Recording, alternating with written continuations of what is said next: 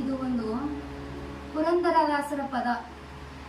ಅತ್ಯಂತ ಅತ್ಯದ್ಭುತವಾಗಿರ್ತಕ್ಕಂಥ ಅರ್ಥಗರ್ಭಿತವಾಗಿರ್ತಕ್ಕಂಥ ಈ ಒಂದು ಪುರಂದರದಾಸರ ಪದದಲ್ಲಿ ನಾವೆಲ್ಲರೂ ಇವತ್ತಿನ ದಿನಮಾನಗಳಲ್ಲಿ ಬಹಳಷ್ಟು ಗರ್ಭಿತವಾಗಿರ್ತಕ್ಕಂಥ ಕೆಲವೊಂದು ಪದಗಳ ವಿಚಾರವನ್ನು ತಿಳಿದುಕೊಳ್ಳುವುದು ಬಹಳಷ್ಟು ಅವಶ್ಯಕತೆ ಇರುವಂಥದ್ದು.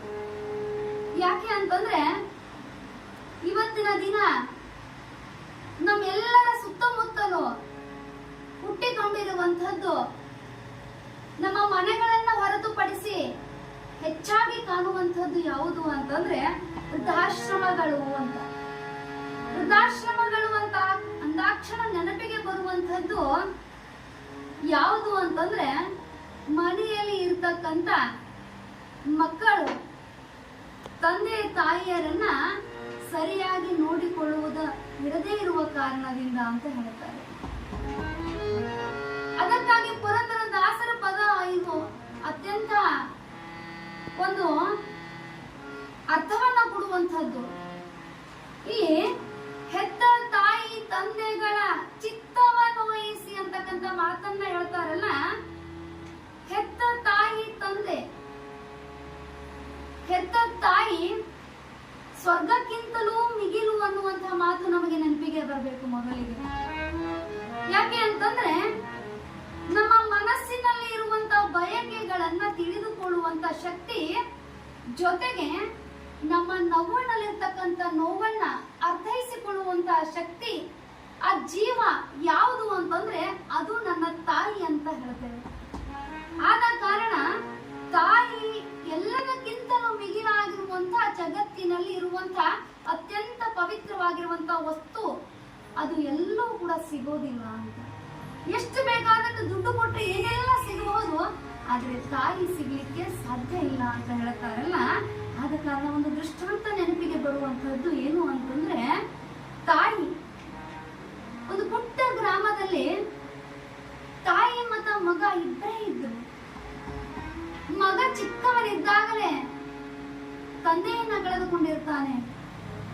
ತಾಯಿ ಆ ಒಂದು ಬಡತನದ ಬೇಗೆಯಲ್ಲಿ ಬಳಲಿಕೊಂಡು ಬಹಳಷ್ಟು ಕಷ್ಟವನ್ನ ನೋವನ್ನ ಉಂಡಿರ್ತಕ್ಕಂಥ ತಾಯಿ ಆ ಪುಟ್ಟ ಬಾಲಕನನ್ನ ತೆಗೆದುಕೊಂಡು ತನ್ನ ಜೀವನವನ್ನು ನಡೆಸಬೇಕಾಗಿರ್ತಕ್ಕಂಥ ಸಂದರ್ಭದಲ್ಲಿ ಮನೆ ಯಾವ ರೀತಿ ನಾನು ನೋಡ್ಕೊಳ್ಬೇಕು, ಮಗುವನ್ನ ನಾನು ಹೇಗೆ ಸಾಕಬೇಕು ಅನ್ನುವಂತ ಕಷ್ಟದಲ್ಲಿ ಇದ್ದಾಗ ಅವಳಿಗೆ ಮನಸ್ಸಿಗೆ ಬರ್ತದಂತೆ, ಇನ್ನು ನಾನು ಬದುಕಲಿಕ್ಕೆ ಸಾಧ್ಯ ಇಲ್ಲ, ಇಂಥ ಚಿಕ್ಕ ಮಗುವನ್ನ ತೆಗೆದುಕೊಂಡು ಬಡತನದಲ್ಲಿ ನಾನು ಹೇಗೆ ಬದುಕಬೇಕು, ಆದ ಕಾರಣ ನಾನು ಹೇಗಾದ್ರೂ ಮಾಡಿ ಇನ್ನು ನನಗೆ ದಾರಿ ಒಂದೇ ಒಂದು ಸಾವು ಮಾತ್ರ ನನಗೆ ಸಾಧ್ಯ ಅಂತಕ್ಕಂಥ ಮಾತನ್ನ ತಾಯಿ ನೆನಪಿಸಿಕೊಂಡು ಪುಟ್ಟ ಬಾಲಕನನ್ನ ತೆಗೆದುಕೊಂಡು ಇನ್ನೇನು ಬಾವಿಯೋ ಹೆಳೋ ಕೊಳ್ಳವನ್ನ ಹಾರಿ ನಾನು ಸಾಯ್ಬೇಕು ಅಂತ ತಿಳ್ಕೊಂಡು ತೀರ್ಮಾನ ಮಾಡಿಕೊಂಡು ಹೊರಡಬೇಕಾದ್ರೆ ದಾರಿಯಲ್ಲಿ ಒಬ್ಬ ಅಜ್ಜಿ ಭೇಟಿ ಆಗ್ತಾಳೆ. ಒಬ್ಬ ಅಜ್ಜಿ ಭೇಟಿಯಾಗಿ ಕೇಳ್ತಾಳಂತೆ, ಯಾಕೆವ್ವ ಇಷ್ಟೊತ್ತಿನಲ್ಲಿ ನೀನು ಎಲ್ಲಿ ಹೊರಟಿದೀಯ ಪುಟ್ಟ ಮಗುವನ್ನು ತೆಗೆದುಕೊಂಡು, ಯಾಕೆ ಏನಾಯ್ತು ಅಂತ ಕೇಳಿದಾಗ ಆ ತಾಯಿ ಹೇಳ್ತಾಳಂತೆ, ಯಾವುದಕ್ಕಾಗಿ ನಾನು ಬದುಕಬೇಕು, ಯಾರಿಗಾಗಿ ಬದುಕಬೇಕು, ಕಷ್ಟ ನೋವು ಸಂಕಟ, ಮನೆಯಲ್ಲಿ ದವಸ ಧಾನ್ಯಗಳಿಲ್ಲ, ಮಗನನ್ನ ಸಾಕಬೇಕು ಅಂತಂದ್ರೆ ಕೈಯಲ್ಲಿ ದುಡ್ಡಿಲ್ಲ, ನಾನು ಏನ್ ಮಾಡ್ಬೇಕು ಅಂತಂದಾಗ ಆ ಅಜ್ಜಿ ಹೇಳ್ತಾಳಂತೆ, ನೀನು ಹೇಗಾದ್ರೂ ಮಾಡಿ ಆ ಮಗನ ಮುಖವನ್ನ ನೋಡಿ ಬರುತ್ತೆ, ಹೇಗಾದ್ರೂ ಮಾಡಿ ನಿನ್ನ ಮಗನನ್ನ ಸಾಕಿ ಸಲುಹಿ ದೊಡ್ಡವನನ್ನಾಗಿ ಮಾಡು, ನಿನ್ನ ಮಗ ನಿನ್ನನ್ನ ನೋಡ್ಕೊಳ್ತಾನೆ, ನಿನ್ನನ್ನ ಸಾಕಿ ಸಲುತ್ತಾನೆ, ನಿನ್ನ ಅಂಗೈಯಲ್ಲಿ ಇಟ್ಟುಕೊಂಡು ನಿನ್ನನ್ನ ಜೋಪಾನ ಮಾಡ್ತಾಳೆ ಅಂತ ಆ ಅಜ್ಜಿ ಹೇಳಿದ ಕ್ಷಣ ಆ ತಾಯಿಗೆ ಆ ಒಂದು ಮರು ಜನ್ಮವನ್ನ ಪಡೆದುಕೊಂಡಾಗತ್ತಂತೆ. ಆಗ ತಾಯಿ ಆ ಪುಟ್ಟ ಬಾಲಕನನ್ನ ಕರೆದುಕೊಂಡು ಪುನಃ ಮನೆಗೆ ಬರ್ತಾಳೆ. ಮನೆಯಲ್ಲಿ ಒಂದು ಕೈಕಾಲು ಮುಖ ತೊಳೆದುಕೊಂಡು ಜಗುಲಿಯ ಮೇಲೆ ದೀಪವನ್ನ ಹಚ್ಚಿ, ಭಗವಂತ ಪರಮಾತ್ಮ ನೀನು ನನಗೆ ಶಕ್ತಿಯನ್ನ ಕೊಟ್ಟಿದೆಯಲ್ಲ, ನಾನು ರಟ್ಟಿಯಲ್ಲಿ ಶಕ್ತಿ ಇರುವವರೆಗೂ ನನ್ನ ಮಗನನ್ನ ಹೊಸ ಮುಸರಿಯನ್ನ ಮಾಡಿ ಸಾಕ್ತೇನೆ ಅಂತ ತಿಳ್ಕೊಂಡು ತಾಯಿ ಏನ್ ಮಾಡ್ತಾಳೆ ಅಂತಂದ್ರೆ, ಪಕ್ಕದ ಮನೆಯಲ್ಲಿ ನೆರೆ ಹೊರೆಯವರ ಮನೆಯಲ್ಲಿ ಕಸ ಮುಸರಿಯನ್ನ ಮಾಡಿ ಮಗನನ್ನ ಸಾಕ್ತಾಳೆ. ಮಗನನ್ನ ಸಾಕಿದಾಗ ಮಗ ಬೆಳೆದು ದೊಡ್ಡವನಾಗ್ತಾನೆ. ಮಗನಿಗೆ ಶಿಕ್ಷಣವನ್ನ ಕೊಡ್ತಾಳೆ. ಮಗನಿಗೆ ಒಳ್ಳೆಯ ವಿದ್ಯಾಭ್ಯಾಸವನ್ನ ಕೊಟ್ಟ ಮೇಲೆ ಮಗ ದೊಡ್ಡವನಾಗಿ SSLCಯಲ್ಲಿ ಪ್ರಥಮ ಶ್ರೇಣಿಯಲ್ಲಿ ಪಾಸ್ ಆಗ್ತಾನೆ. ಶಾಲೆಗೆ ಪ್ರಥಮ ಸ್ಥಾನ ಬರ್ತಾನೆ. ಆಗ ತಾಯಿಗೆ ಆ ಸುದ್ದಿಯನ್ನ ಕೇಳಿ ಬಹಳಷ್ಟು ಖುಷಿ ಆಗ್ತದೆ, ಸಂತೋಷ ಆಗುತ್ತದೆ. ಯಾಕಂತಂದ್ರೆ ಜಗತ್ತಲ್ಲಿ ಎಲ್ಲವನ್ನ ಕೇಳಿ ಸಂತೋಷ ಪಡುವಂತವ್ರು ಯಾರಾದ್ರೂ ಇದ್ರೆ ಅದು ತಾಯಿ ಅಂತಕ್ಕಂಥದ್ದು ಬಹಳಷ್ಟು ದೊಡ್ಡ. ಯಾಕಂತಂದ್ರೆ ಯಾವ ತಾಯಿ ತಾಳ್ಮೆಯಿಂದ ಇರ್ತಾಳಲ್ಲ, ಅವಳು ಅತ್ಯಂತ ಪವಿತ್ರವಾಗಿರತಕ್ಕಂಥ ಪಾವನ ಪುನೀತವನ್ನ ಮಾಡ್ತಕ್ಕಂಥ ತಾಯಿ ಅಂತ ಹೇಳ್ತಾರಲ್ಲ.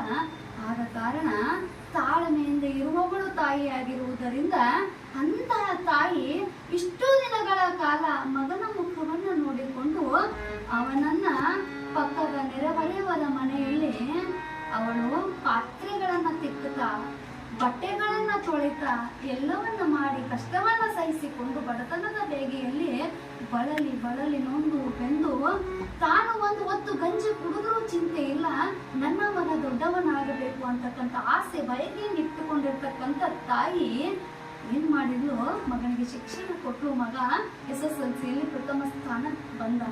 ಶಾಲೆಗೆ ಊರಿಗೆ ಒಂದು ಒಳ್ಳೆಯ ಹೆಸರನ್ನ ಪಡೆದುಕೊಂಡ. ತಾಯಿಗೆ ಒಳ್ಳೆಯ ಹೆಸರನ್ನ ಕೊಟ್ಟ.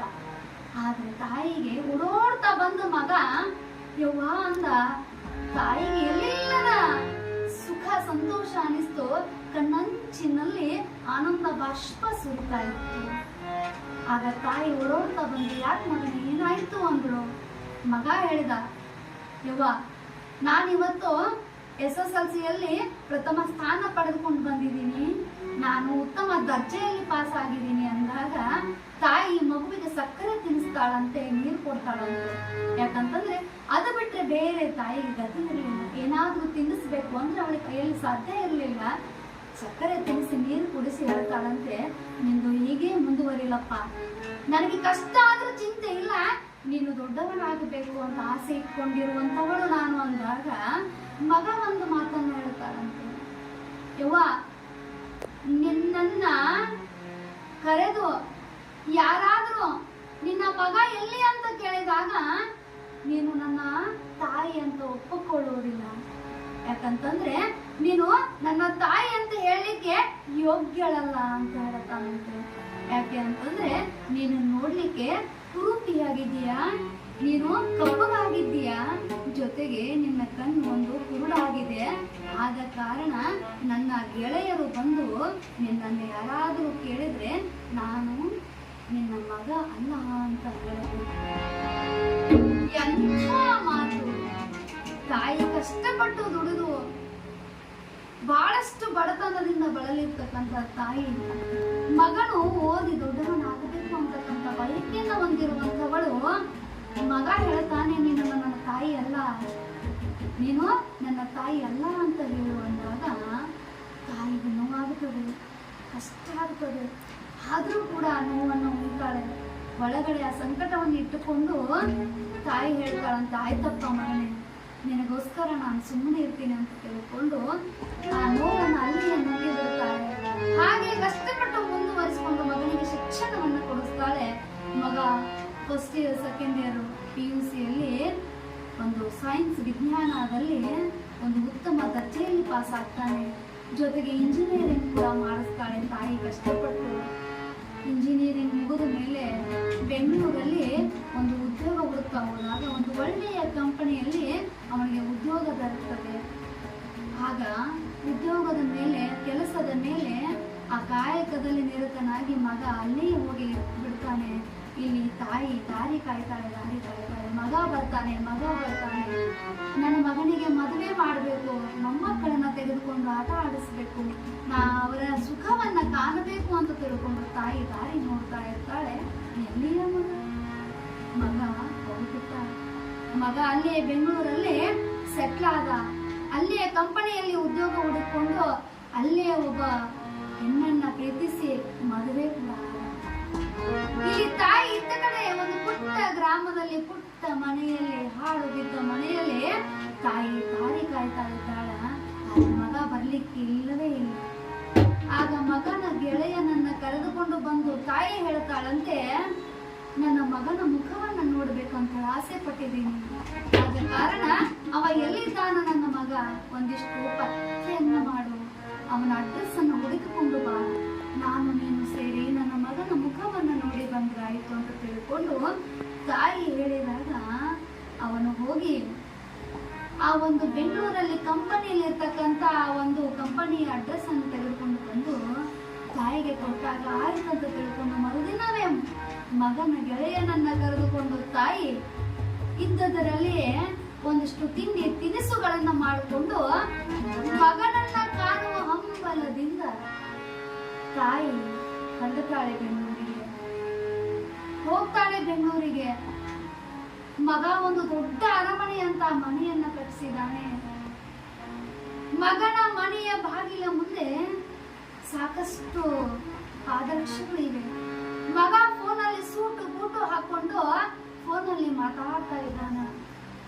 ಆಗ ತಾಯಿ ದೂರಲ್ಲೇ ನಿಂತುಕೊಂಡು ನನ್ನ ಮಗ ಅಂತ ತಿಳ್ಕೊಂಡು ಬಹಳಷ್ಟು ಖುಷಿಯಿಂದ, ನನ್ನ ಮಗ ನೋಡು ಎಷ್ಟು ದೊಡ್ಡವನಾಗಿದ್ದಾನೆ, ಎಷ್ಟು ಅದ್ಭುತವಾಗಿ ಕಾಣಿಸ್ತಾ ಇದ್ದಾನೆ, ಕೋಟು ಬೂಟು ಸೂಟು ಹಾಕೊಂಡು ಎಷ್ಟು ಚಂದ ಕಾಣಿಸ್ತಾ ಇದ್ದಾನೆ ನನ್ನ ಮಗ ಅಂತ ತಾಯಿ ಖುಷಿ ಪಡ್ತಾ ಇದ್ದಾಳೆ. ಆಗ ತಾಯಿಯನ್ನ ನೋಡಿದ ಕ್ಷಣ ಮಗ ಫೋನಲ್ಲಿ ಮಾತಾಡೋದನ್ನ ಬಿಟ್ಟು ಓಡೋಡ್ತಾ ಬಂದು ತಾಯಿಯನ್ನ ಅಪ್ಪಿಕೊಳ್ತಾನೆ ಅಂತ ತಾಯಿ ಕನಸು ಕಾಣ್ತಾ ಇದ್ದಾಳೆ. ಆದ್ರೆ ಮಗ ಓಡೋಡ್ತಾ ಬಂದು ಹೇಳ್ತಾನಂತೆ, ಯವ್ವ ನೀನ್ ಯಾಕೆ ಇಲ್ಲಿಗೆ ಬಂದೆ, ನಿನಗೆ ಯಾರು ಬಾ ಅಂದಿದ್ರು ಇಲ್ಲಿ?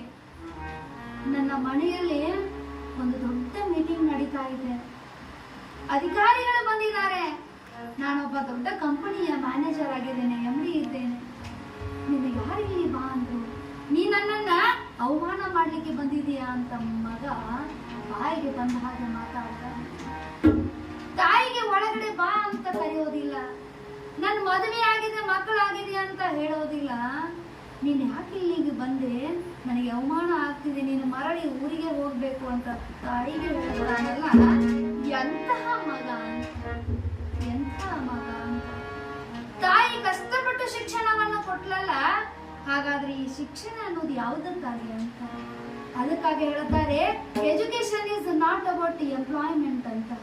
Education is not about employment, it is about enlightenment ಅಂತ ಹೇಳ್ತಾರೆ. ಇಟ್ ಈಸ್ ಅಬೌಟ್ ಎನ್ಲೈಟನ್ಮೆಂಟ್ ಅಂತ ಹೇಳುವಂಥದ್ದು ನಮಗೆ ನೆನಪಿಗೆ ಬರಬೇಕು. ಮಕ್ಕಳಿಗೆ ಶಿಕ್ಷಣವನ್ನ ಕೊಡಬೇಕಲ್ಲ, ನಾವು ಶಿಕ್ಷಣವನ್ನ ಕೊಡುವುದು ಯಾವುದು ಅಂತಂದ್ರೆ ಒಳ್ಳೆಯ ಸಂಸ್ಕಾರವನ್ನು ಹೊಂದಿರ್ತಕ್ಕಂಥ ಶಿಕ್ಷಣವನ್ನ ನಾವು ಮಕ್ಕಳಿಗೆ ಕೊಡಬೇಕು. ಅಂತ ಮಗ ತಾಯಿ ಕಷ್ಟಪಟ್ಟು ಮಂದಿಯ ಮನೆ ಕಸಮುಸರಿಯನ್ನ ಮಾಡಿ ಅವಳಿಗೆ ವಿದ್ಯಾಭ್ಯಾಸವನ್ನ ಕಲಿಸಿದ್ಲಲ್ಲ. ಆದ್ರೆ ಮಗ ಹೇಳ್ತಾನೆ, ನನಗೆ ಅವಮಾನ ಮಾಡ್ತೀಯಲ್ಲ, ನೀನು ಹೊರಟು ಹೋಗು ಅಂತ. ಅದೇ ಕ್ಷಣಕ್ಕೆ ತಾಯಿಗೆ ನೋವಾಗಿ ಕಣ್ಣಲ್ಲಿ ನೀರು ಬಂದು, ಆಯ್ತಪ್ಪ, ನಿನ್ನ ನೋಡಿ ನನಗೆ ಖುಷಿ ಆಯ್ತಲ್ಲ, ನಿನ್ನ ಮುಖ ನೋಡಿದ್ನಲ್ಲ ನನಗೆ ಸಂತೋಷ ಆಯ್ತು, ನಾನು ಊರಿಗೆ ಹೋಗ್ತೇನೆ ಅಂತ ತಿಳ್ಕೊಂಡು ತಾಯಿ ಮಗನ ಗೆಳೆಯನನ್ನು ಕರ್ಕೊಂಡು ಪುನಃ ಊರಿಗೆ ಬರ್ತಾಳೆ. ಯಾವಾಗ ಊರಿಗೆ ಬಂದಲ್ಲ ಅದೇ ಕ್ಷಣದಲ್ಲಿ ತಾಯಿ ಮಗನ ನೆನಪಿನಲ್ಲಿ ಹಾಸಿಗೆ ಹಿಡಿದು ಬಿಡುತ್ತಾಳೆ. ಗೆಳೆಯನ ಕಡೆ ಒಂದು ಪತ್ರ ಬರೆಸಿ ಒಂದು ಸಣ್ಣದಾಗಿರ್ತಕ್ಕಂಥ ಒಂದು ಮಣ್ಣಿನ ಗಡಿಗೆಯಲ್ಲಿ ಅದನ್ನ ಮುಚ್ಚಿಟ್ಟಿರ್ತಾಳೆ. ತಾಯಿ ಮಗನ ನೆನಪಿನಲ್ಲಿ ಕೊರಗಿ ಕೊರಗಿ ಕೊರಗಿ ತನ್ನ ಜೀವವನ್ನು ಬಿಟ್ಟು ಬಿಡ್ತಾಳೆ. ಆ ತಾಯಿ ತೀರಿರ್ತಕ್ಕಂಥ ಸುದ್ದಿ ಕೂಡ ಮಗನಿಗೆ ಮುಟ್ಟೋದಿಲ್ಲ. ಊರಲ್ಲಿರ್ತಕ್ಕಂಥ ಎಲ್ಲ ಜನ ಸೇರ್ಕೊಂಡು ತಾಯಿಯಂತೆ ಸಂಸ್ಕಾರವನ್ನು ಮಾಡಿಬಿಡುತ್ತಾರೆ. ಎಲ್ಲ ಮನೆ ಕೂಡ ಇದ್ದದ್ದು ಬಿದ್ದದ್ದು ಎಲ್ಲ ಹಾಳಾಗಿ ಹೋಗಿಬಿಡುತ್ತೆ. ಆಗ ಮಗನಿಗೆ ಒಂದು ದಿನ ನೆನಪಾಗುತ್ತದಂತೆ ತಾಯಿ, ನನ್ನ ತಾಯಿ ನಾನು ಚಿಕ್ಕವನಿದ್ದಾಗ ನನ್ನ ಮನಸ್ಸನ್ನ ಯಾವುದನ್ನೂ ತಲೆ ಕೆಡಿಸ್ಕೊಳ್ಳಾರ್ದೆ ನನಗೆ ಮೊಲೆ ಹಾಲನ್ನು ಉಣಿಸಿ ನನಗೆ ಯಾವುದೋ ಕೂಡ ಕಷ್ಟ ಕೊಡಲಾರ್ದೆ ನನ್ನ ತಂದೆಯನ್ನ ಕಳೆದುಕೊಂಡಿದ್ದೀನಿ ಅನ್ನುವಂಥದ್ದನ್ನು ಕೂಡ ಮರೆಯಿಸಿ ತಾನೇ ತಾಯಿ ತಾನೇ ತಂದೆಯಾಗಿ ನನ್ನನ್ನು ನೋಡಿ ದೊಡ್ಡವನನ್ನಾಗಿ ಮಾಡಿ ವಿದ್ಯಾಭ್ಯಾಸ ಕೊಡಿಸಿದ್ರಲ್ಲ, ಆ ತಾಯಿನ ನೋಡದೆ ಇದ್ರೆ ನನ್ನ ಎಂಥ ಜನ್ಮ, ನಾನು ಎಂಥ ಪಾಪಿಷ್ಟ. ಮನೆಯ ತನಕ ಬಂದಿರ್ತಕ್ಕಂಥ ತಾಯಿಯನ್ನ ನೋಡಿಲ್ಲ, ನಾನು ಹೋಗಿ ನೋಡಿ ಬರಬೇಕು ಅಂತ ತಿಳ್ಕೊಂಡು ಮರಳಿ ಊರಿಗೆ ಬರ್ತಾನೆ. ತಾಯಿಯನ್ನ ನೋಡ್ಬೇಕಂತ ತಿಳ್ಕೊಂಡು ಊರಿಗೆ ಬಂದು ಆ ಕಡೆ ಈ ಕಡೆ ಎಲ್ಲ ನೋಡ್ತಾನೆ. ಮನೆಯ ಗುರ್ತೇ ಸಿಗೋದಿಲ್ಲ. ಯಾಕಂತಂದ್ರೆ ಹಳೆಯ ಒಂದು ಹಾಳಾದ ಮಣ್ಣಿನಿಂದ ಕಟ್ಟಿರ್ತಕ್ಕಂಥ ಮನೆ ಎಲ್ಲ ಬಿದ್ದು ಹೋಗಿಬಿಟ್ಟಿರ್ತದೆ. ಅಲ್ಲಿ ತನ್ನ ಮನೆ ಗೊತ್ತಾಗೋದಿಲ್ಲ. ಪಕ್ಕದ ಮನೆಯಲ್ಲೇ ಕೇಳ್ತಾಳೆ, ಇಲ್ಲಿ ನನ್ನ ತಾಯಿ ಇದ್ದಲ್ಲ, ಇಲ್ಲಿ ನನ್ನ ಮನೆ ಇತ್ತಲ್ಲ, ಎಲ್ಲಿ ಹೋಯ್ತು? ಯಾವ ತಾಯಿ ಯಾವ ಮನೆ ಎಲ್ಲ ಹೋಯ್ತು.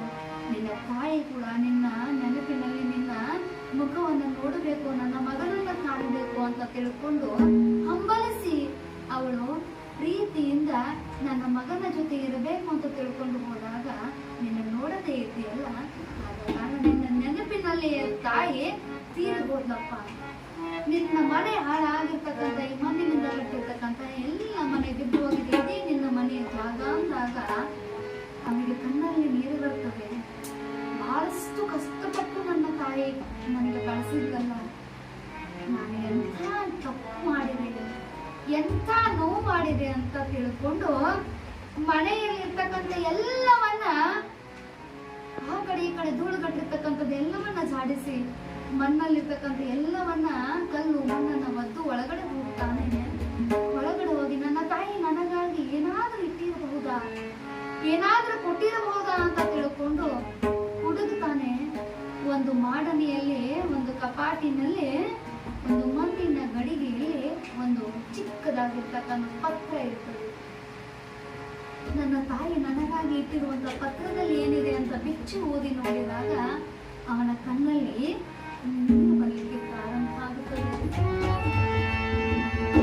ಯಾಕೆ ಅಂತಂದ್ರೆ ಆ ಪತ್ರದಲ್ಲಿ ಇದ್ದಿರ್ತಕ್ಕಂಥ ಮಾತು ಏನು ಅಂತಂದ್ರೆ, ತಾಯಿ ಬರ್ಸಿರ್ತಾಳೆ, ಮಗನೇ, ನಿನ್ನ ತಂದೆ ತೀರಿ ಹೋದ ಮೇಲೆ ನನಗೆ ಅಷ್ಟೊಂದು ನೋವಾಗಿರಲಿಲ್ಲ, ಕಣ್ಣಲ್ಲಿ ನೀರು ಬರಲಿಲ್ಲ. ಆದರೆ ಯಾವಾಗ ನೀನು SSLC ಪ್ರಥಮ ಸ್ಥಾನದಲ್ಲಿ ಪಾಸ್ ಆಗಿ ಪ್ರಥಮ ಸ್ಥಾನದಲ್ಲಿ ನಾನು ಬಂದಿದ್ದೇನೆ, ಶಾಲೆಗೆ ಕೀರ್ತಿ ತಂದಿದ್ದೇನೆ ಯವ್ವ.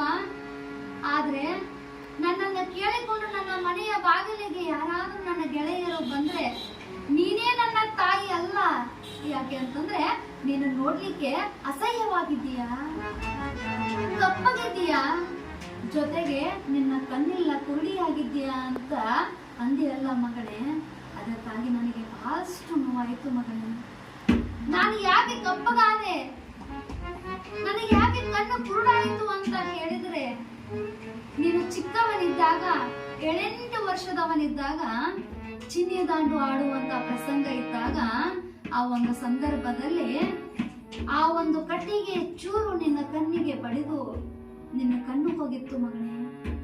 ಆ ಒಂದು ಸಂದರ್ಭದಲ್ಲಿ ಕಣ್ಣಿನ ಒಂದು ಆಸ್ಪತ್ರೆಗೆ ಹೋದಾಗ ಯಾರಾದ್ರೂ ಕಣ್ಣು ದಾನ ಮಾಡಿದ್ರೆ ಅವನಿಗೆ ಕಣ್ಣಿನ ಒಂದು ನಾನು ದೃಷ್ಟಿಯನ್ನ ಕೊಡಬಹುದು ಅಂತಂದಾಗ ನನ್ಗಿಂತ ನನ್ನ ಮಗ ಶ್ರೇಷ್ಠ, ನನ್ನ ಮಗನ ಕಣ್ಣು ಶ್ರೇಷ್ಠ, ನಂದೆಲ್ಲ ಮುಗಿದು ಹೋಗಿದೆ, ಯಾವ ಜಗತ್ತನ್ನ ನೋಡುವುದು ಇನ್ನೇನು ಭಾಗ್ಯ ಇದೆ ನಂದಪ್ಪ, ಸಾಕು ನನ್ನ ಮಗ ಇಡೀ ಜಗತ್ತನ್ನ ನೋಡ್ಲಿ ಅಂತಕ್ಕಂಥ ಮಾತಿನಿಂದ ತಾಯಿ ತನ್ನ ಕಣ್ಣನ್ನ ಕೊಟ್ಟಿರ್ತಕ್ಕಂಥ ದೃಷ್ಟಿಯನ್ನ, ತನ್ನ ಕಣ್ಣನ್ನ ಕಿತ್ತು ಆ ಮಗನಿಗೆ ಕೊಟ್ಟಿರುವಂತದ್ದು, ತನ್ನ ದೃಷ್ಟಿಯನ್ನ ತನ್ನ ಮಗನಿಗೆ ಕೊಟ್ಟಿರುವಂತದ್ದು ಅಂತ ಅಲ್ಲಿ ಬರೆದಿರುವಂತ ಪತ್ರವನ್ನ ಕಂಡಾಗ ಮಗ ಬಿಕ್ಕಿ ಬಿಕ್ಕಿ ಆಗ್ತ ಎದೆ ಬಡ್ಕೊಂಡು ಹೋಗ್ತಾ.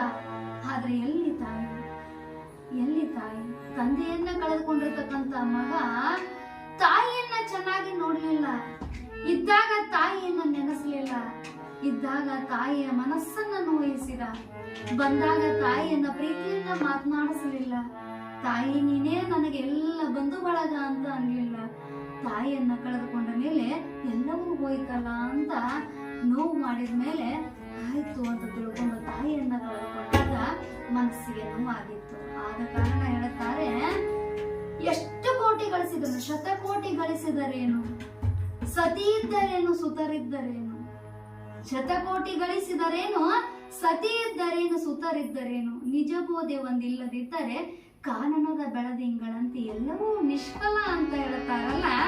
ಇರುವಾಗ ನನಗೆ ಗೊತ್ತಾಗಲಿಲ್ಲ ತಾಯಿಯ ಬೆಲೆ, ನನಗೆ ತಂದೆಯ ಬೆಲೆ ಗೊತ್ತಾಗುತ್ತಿಲ್ಲ. ನಾನು ಸಾಕಷ್ಟು ಗಳಿಸಿದ್ದೀನಿ, ನಾನು ಬಹಳ ದೊಡ್ಡವನಿದ್ದೀನಿ, ನಾನು ಬಹಳಷ್ಟು ಶ್ರೀಮಂತನಿದ್ದೀನಿ ಅಂತ ತಿಳ್ಕೊಂಡು ಬೇರೆಯವರಿಗೆ ಏನೆಲ್ಲ ಕೊಟ್ಟು ದಾನ ಮಾಡಿದ್ರೆ ಅಲ್ಲಿ ನಮಗೆ ಫಲ ಇಲ್ಲ, ನಮಗೆ ಪುಣ್ಯ ಸಿಗೋದಿಲ್ಲ, ನಮಗೆ ಮೋಕ್ಷ ಸಿಗೋದಿಲ್ಲ, ನಮಗೆ ಜೀವನ್ ಮುಕ್ತಿ ಆಗೋದಿಲ್ಲ ಅಲ್ಲ. ಆದ ಕಾರಣ ಇರುವಾಗ ತಂದೆಯ ತಾಯಿಯ ಜೊತೆ ಯಾರು ಭಾಗ್ಯಶಾಲಿಗಳು ಜಗತ್ತಲ್ಲಿ, ಯಾರು ಪುಣ್ಯವಂತರು ಜಗತ್ತಲ್ಲಿ ಅಂತ ಕೇಳಿದರೆ, ಬೆಳಗ್ಗೆಯಿಂದ ಸಂಜೆಯ ತನಕ ದುಡಿದು ಬಂದು ಸಂಜೆ ರಾತ್ರಿ ಹೊತ್ತಲ್ಲಿ ತಂದೆ ತಾಯಿಯರ ಜೊತೆ ಕುಳಿತುಕೊಂಡು ಯಾರು ಊಟ ಮಾಡ್ತಾ ಪ್ರೀತಿಯಿಂದ ಯಾರು ಮಾತನಾಡಿಸ್ತಾರಲ್ಲ, ಯವ್ವ ನಿನಗೇನ್ ಬೇಕು, ಯಪ್ಪ ನಿನಗೇನ್ ಬೇಕು, ನೀನು ಚೆನ್ನಾಗಿದ್ದೀಯಲ್ಲ, ನೀನು ಆರೋಗ್ಯವಾಗಿದ್ದೀಯಲ್ಲ ಅಂತ ಯಾರು ಕೇಳ್ತಾರಲ್ಲ, ಆ ಮಕ್ಕಳು ಪುಣ್ಯಶಾಲಿಗಳು, ಆ ತಂದೆ ತಾಯಿಗಳು ಪುಣ್ಯಶಾಲಿಗಳು ಅಂತ ಹೇಳ್ತಾರಲ್ಲ. ಇರುವಾಗ ತಾಯಿ ತಂದೆಯರನ್ನ ನೋವಿಸಿದ ಮೇಲೆ, ಆ ಒಂದು ತಾಯಿ ತಂದೆಯರನ್ನ ಕಳೆದುಕೊಂಡ ಮೇಲೆ ನಾವು ಎಷ್ಟು ಪಡ್ಕೊಂಡು ಹತ್ತಿರ ಕೂಡ ತಾಯಿ ಬರೋದಿಲ್ಲ, ತಂದೆ ಬರೋದಿಲ್ಲ. ಆದ ಕಾರಣ ನಾವು ಎಷ್ಟು ಸಾವಿರ ಜಪ ಮಾಡಿದ್ರು ಕೂಡ ನಮಗೆ ಸಿಗುವಂತ ವಸ್ತು ಯಾವುದು ಜಗತ್ತಲ್ಲಿ ಇಲ್ಲ. ಆದ ಕಾರಣ ಇರುವಷ್ಟು ದಿನ, ಬದುಕಿರುವಷ್ಟು ದಿನ, ಇರುವಷ್ಟು ಸಮಯ, ಕ್ಷಣ ಕ್ಷಣಕ್ಕೂ ನಾವು ತಂದೆ ತಾಯಿಯರನ್ನ ಪ್ರೀತಿಯಿಂದ ಕಂಡಾಗ ಮಾತ್ರ ಜಗತ್ತಲ್ಲಿ ಎಲ್ಲವೂ ಇದೆ ಸುಖ ಅನ್ನುವಂತ ಮಾತು ನಮಗೆ ಸಿಗುತ್ತದೆ.